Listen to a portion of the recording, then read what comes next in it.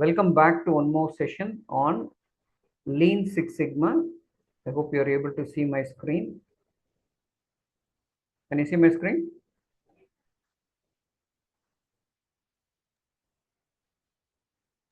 No, No, Rajesh. No? No.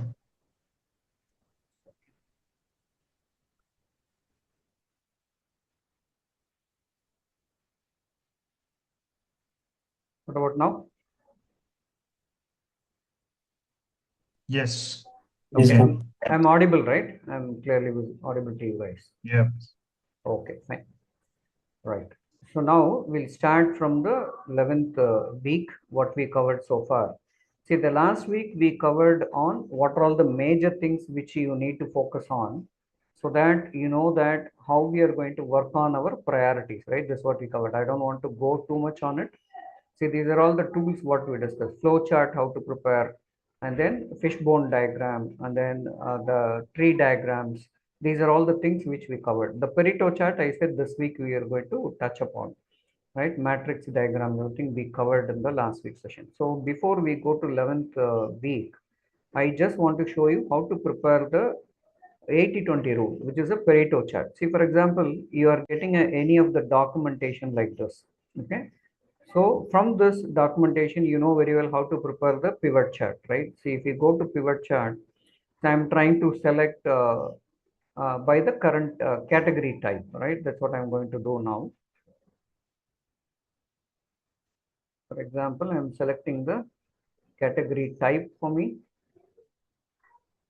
And I'm going to select my, what is the AR amount, which is lying in this category. And I'm going to convert that into the sorting order.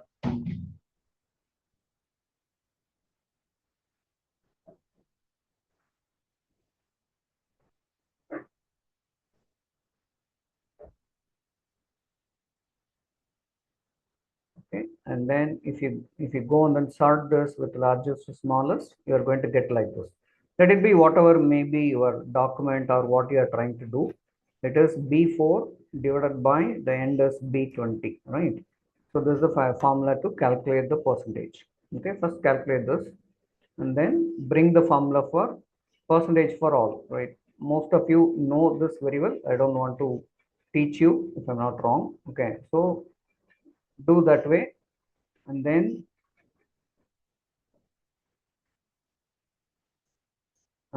drag it to the last. Okay, it's very simple way to calculate. Otherwise, what you need to do, you have to add and then bring the formula. I don't want to go in that way. Select all. Okay, where you are reaching 80%. See, for example, if I select the top four, it is going to give me the 80% of my problem lies in this category.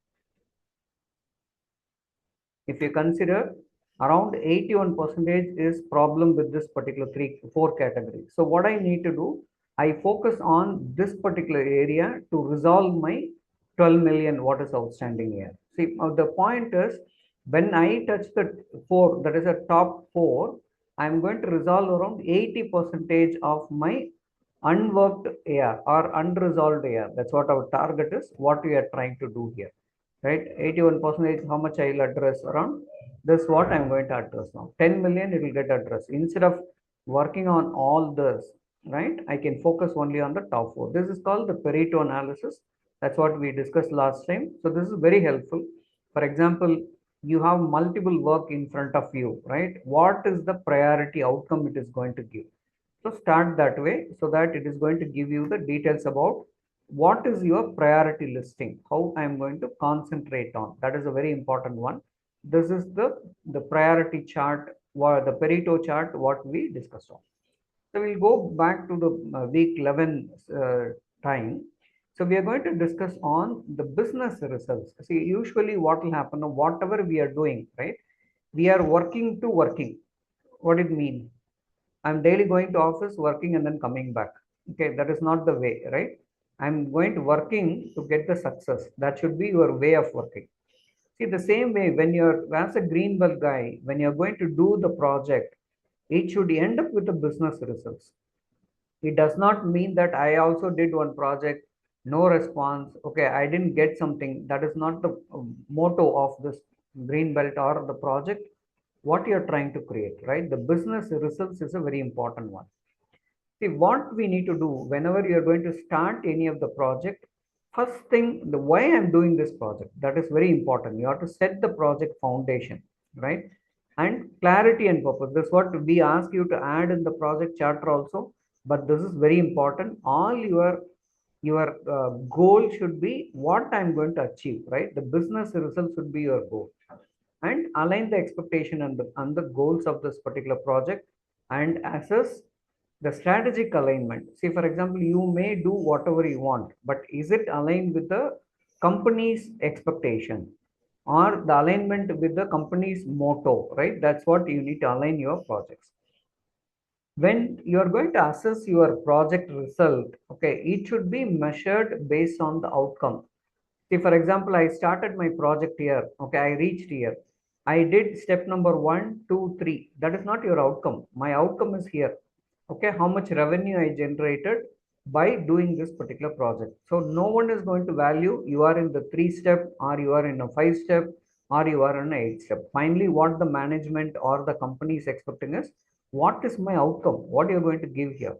Okay, are you reducing my problem? Are you reducing my pain point? That's what their expectation is. So when your target should be aligned with your business results, and outcome should be measured in such a way that, am I reaching the business result? Okay, and business result, and each and every step you have to measure, I am reaching the business results or not, and involve performance measure for the business and process involved. So you have to create a KPI for the project itself. See, for example, I'm in the 3rd step. What is my expected? Am I completed it or not? How I am moving on? That is very important. And the project goal must be determined and articulated by quantifiable manner. See, what do you mean by that is, it should be measurable, right? I cannot come back and say that I worked AR with 20 people, right? But AR is not reducing. My AR days is not reducing. My 120 plus is still sitting there. That is not expected, right? What we outcome, we should be able to reach there. The similar way, the project, what you're going to do, it should be the outcome which is going to give you the business results, right? So what are all the components I can add to show the business results I am achieving? The first one is the business performance. How I am going to bring the performance? The business scorecard is a very important one. How you are having a KPI metrics for your RCM process. The similar way, you can create your balance scorecard. Okay, what I am going to create here. And then in the financial perspective, you are going to focus on, by completing this project, what growth I'm going to achieve, what profitability, and what is the risk I'm going to mitigate and measure.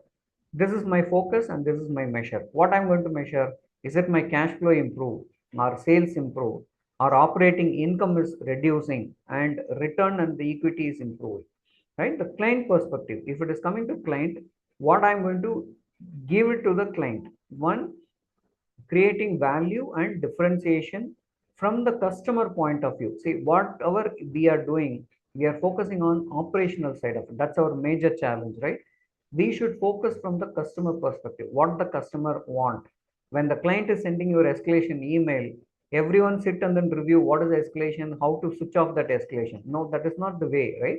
They are giving escalation because their perspective is something different, our perspective is something different. Whenever the escalation come, what we'll do, we'll go and then sit in the call, prove that I am good, you are the bad guy, we'll prove and then come out, right? That's not the case. Actually, you have to understand the customer perspective, what I am going to give them, right? And how I am going to measure. See, for example, client is saying that my 90% 90 plus AR is not reducing. How we are going to measure? See, for example, this month my 90 plus AR is this, and my target is this quarter. How I am going to reduce? What is the steps? From the customer perspective, you have to view your problem. And here the internal business process, this is also very important, because you are working in an organization, right? They are going to keep their own business processes. Here you have to understand what is their focus and how we are going to measure. And coming to learning and growth perspective, if anything related to learning and growth, you have to keep the same thing, target, and then what is the measure, what is the continuous improvement. See, coming here, the business result, there will be a multiple way of measuring it. One, how the business performance wise. and second one financial, third one customer, internal, and learning and growth perspective. See, your project should align with what is your expectation. Is it internal, or it is a client perspective, or your financial, or the business? Clearly call out that and then prepare your project on it. Right, the project performance, this is very important, how we are calculating your KPI. The same way, cost performance index. Okay, so there is a formula is given. The measure is efficiency of the expenses spent on a project, calculated as ratio of the budgeted cost of work performed to the actual work performed. See how much budget I planned, how much I complete. See, for example, I'm expected to do 100 items, in that 30 completed, then your CPI will be 30%, right? 30 divided by 100 will be your CPI.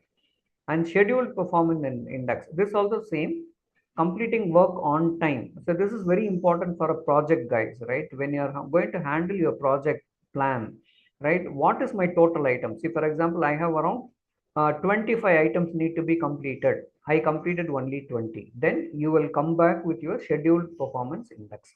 These are all project performance. See, usually what will happen, your project will be very shorter period. And you will, for example, let us take the construction. Okay, there is a real estate. The construction company is building a apartment. So they will use this project performance as a project charter, right?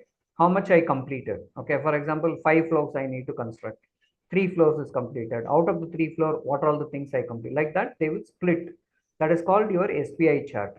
And the CPI chart is based on what is the cost allocated and how much it's spent on. That way, you have to create your performance metrics for your project. It will be useful. See, if anyone is coming back and asking you what you did so far. See, the problem with the project is when you start the project, everyone have the visibility what you're going to do. After some time, you don't have anything to show them, right? Unless you keep this project performance and then charter like this, then this metrics will speak for you. Otherwise, they don't know what you're doing, and they will create their own assumption saying that this guy project is a waste of time. They're not working on it. All the stories you are going to get it. So that's what we are saying. Always keep your project performance and the project metrics aligned with that, right?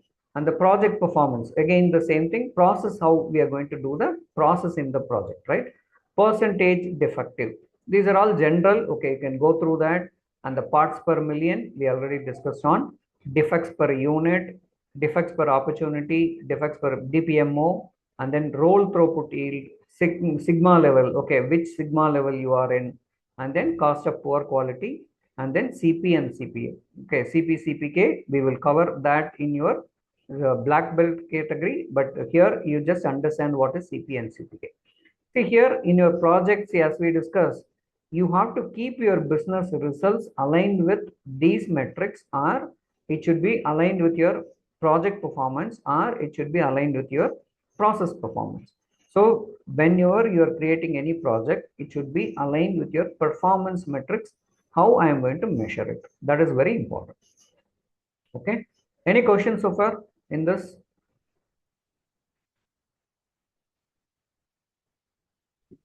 No question, Rajesh. Yeah, please go through. I think this may be many of us seeing this the first time. That may be the reason. But you guys check it and then let me know if you have any question. Okay, this all come with your project charter. Okay, when you do the project charter, these are all the mandatory field. Okay, so we are moving to the next one. Rajesh, Yeah, yes. okay. Yes, sir. In 80/20, right? Hmm. So while doing an end-to-end process based on the revenue working using based on the issue, we are using 80/20 rule. What about the FT base? We can Everything. schedule the Everything. work based on the insurance wise. No, everything you have to do. See, for example, I'm taking Medicare. Okay, we'll take this way. Okay, so in Medicare, what I need to allocate? See, for example, you can take location, or you can take a specialty, right? So by specialty, you drill down your special location list and then identify who's at your 80%. So address those three, right? See, for example, we'll take the scenario. What I'll try to bring inside this, I don't know what I have. Okay, I'll bring a current pair. Okay, since you asked this question, I'm bringing that. In this, again, you do your largest to smallest. Now my point here is the category, as you asked, right? we'll move the category up and then select only the first item. See, for example, I'm taking 5 touches. So here, this is my metric, right? So what I need to do, put the same percentage here, then you take the top 5. Okay, your point is 5K, right? In that, Yes, how yes. much is going to receive your 3K, right? It's almost 3.4. So focus on this. If, for example, the same thing, I'm going to the second item. Yes. Okay, I'll take AR and TFL risk. Okay, in that, this is what my metrics, where you need to focus on. What is my total? 145K, right? So approximately 80% will be around 120K, right? See that I already reached by touching this 5 people, 5, this 5, I'm going to reach my 4, I'm going to reach my 80%. This is the way you have to allocate. Even you are doing FT allocation, see that where I need to focus on, right? So like that, where to allocate? See, point is by addressing the shorter one, your major goal will get achieved. So 80-20 is very powerful. You can practice it the same way. Yes. Hmm? Yeah. So for example, I don't want to go in this order. Okay, I'll go in something else. So for example, I'm taking the pair wise, right? So what is my total? 12 million is my total. 12, what is my approximate 80%? It will be around 10 million. See that when the 10 million is going to close. Okay, this will be a 10 million. This is what I need to focus on. We Okay. focus this area. See, how I used to work is I'll close all my 1 million plus. Okay, that will be my first target. I finish, then I'll go to my till 500. Okay, this will be my target, second target. Then I'll keep it as 400 or 300, like that you keep it. If you say that 80% also, we are breaking into the bigger goal so that your performance will be very faster, right? The one can come and ask you what you did. We can show the result, right? I worked on this much dollar, right? It's not about the count, at least dollar I can show. So I'll complete it around 5.4 million out of 12 million. So 50% I completed. No one is going to ask me the question. You can split the same way. By the pivot, you can split whatever the way you want. Any other question? Sorry, we are good? No question. Okay. I'm okay with that. No, I just want to confirm with you. This is what we're doing, but I just want to double check with you. Yes. Thanks, Raj.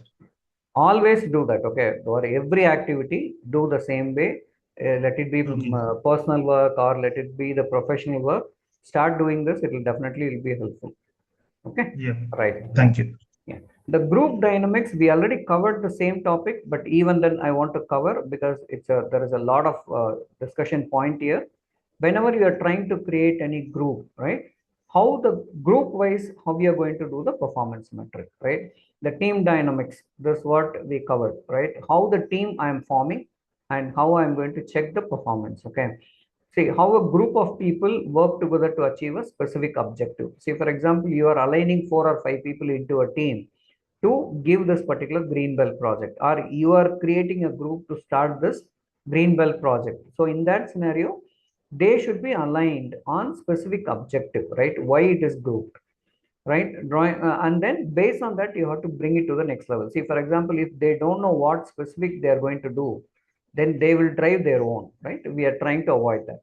And unlike it's a temporary group, the team typically small and exists until the objective is completed. As we said, the project will always will have a start time and end time, right? The group is aligned only for that particular project. So make it clear when it is going to start, when it is going to end, what is the specific objective. And the primary goal is to improve company's internal and external efficiencies. So as we know very well, then only your company is going to approve your project. Otherwise, they will not approve, right? And in that, what I'm going to improve? I'm going to improve on quality and then methods and productivity. And management plays a crucial role in supporting the team, right? When they will support on this particular characters, based on when you're going to give them the result, and they are going to support it. Okay, this is the group, how we are forming the group there. Okay, see here, there is a different types of groups are there, right? For example, self-directed work group. See, you can create your own group and everyone know about it, what they are going to do, right? There is a self-directed, no one need to be instructed to you. Second one, process improvement team. So what it means, there is a different cross-functional team. We are organizing them to improve the specific process. Okay, it may be your team or some other team need to be included in that. In that scenario, what we are going to do, we are going to organize in such a way that they will understand what they are going to do on it. Okay, this is about that particular one.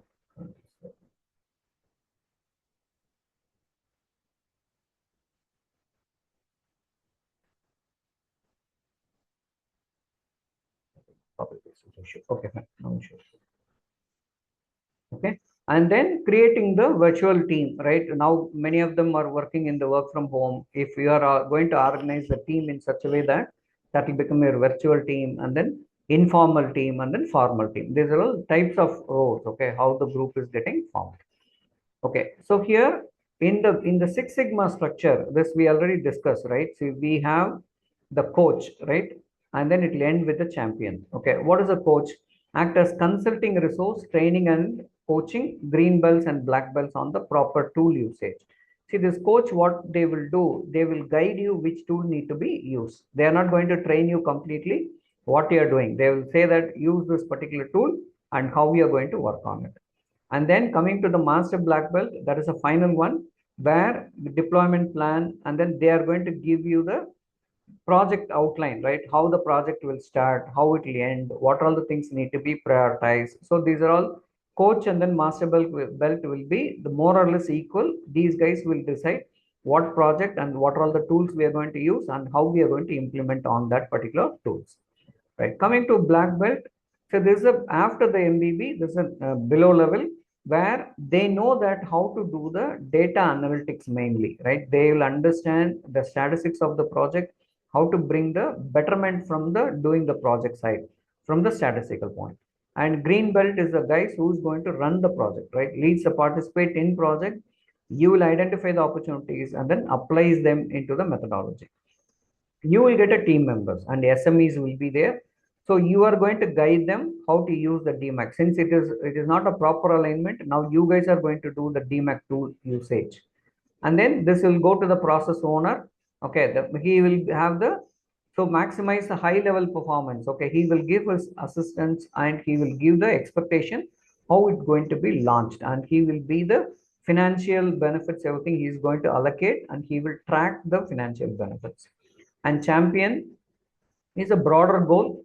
Okay, he won the process, right? Champion is the mostly it will be a COO level or a CXO level or in the head of the department who is going to be the project champion. So whenever you are doing any project in the company, you will align your head of the department into the champion and then get the project aligned under him. So whenever you are doing anything, he will monitor and then he will give his inputs and then he can support you on this particular project. Okay, so this we already covered, right? When you're going to start the team, that the first time it is a forming stage, they will everyone group together, and then they will but they will understand what all the things are happening in the team. We'll call it as a honeymoon period. Okay, no problem. Everyone will be very enthusiastic, start working. Then it will go to the norming phase. Okay, sense of, so a lot of cohesion development, and then conflict starts. And the same way, storming, they will decide to break out. Okay, these are all the things will happen in both the stages. Then performing, after the alignment, they will start performing, and then it is going to the transition stage. This about that. And mainly the team, whenever you are creating any team, effective communication is very, very crucial, right? So unless you set the goal very clearly, what is the expectation of this project or what is the expectation out of them, it is going to create a trouble. Okay, so effective communication is very, very important. The first thing, brainstorming, right? When before you finalize which project you're going to do, you're going to do the brainstorming. You are going to collect the ideas from them. Last week we did, right? We are collecting what all things we have to do, collect that. And then nominal group technique, so create a rank list. See, for example, I have 10 people in the team. Okay, I don't know which project need to be started, so I'll give a ranking to the project. Okay, for example, I'll give 1 to 3 a number 2 till 10. Okay, and then I ask them to rank it. See, for example, if I'm going to select the project number 1, if you like it, give 5, otherwise give 4, otherwise 3. Like that I'll rank it. So total, ask them to nominate this number to all this 10, and then you allocate. Okay, how it should go. The same way, multi voting, so I'll give 3 vote to Hari. I'll ask him to say you have to select only 3 votes out of it. Say, I'll show you how to do it. See, for example, I'll forget. Okay, I don't have this number, so I'll take the top 3 category. Okay, since we have a number, you guys can easily say that what I'm going to do. See, for example, what I don't have a number, I'm having this projects. Okay, the project, you consider this as a project name, don't consider as a payer, 1 to 8. Okay, I'm asking to give a nomination. See, for example, Hari has a 3 tickets. Okay, I gave 3 votes for him. Okay, so for Hari is I'm giving vote to Medicare 1, and then Blue Cross 1, and then he is giving for Medicaid Humana 1, right? Now I'm going to Roger, ask him to give that nomination. Okay, he is also giving 1 here, and then he is giving 1, again he is giving 1. So we'll take one more person.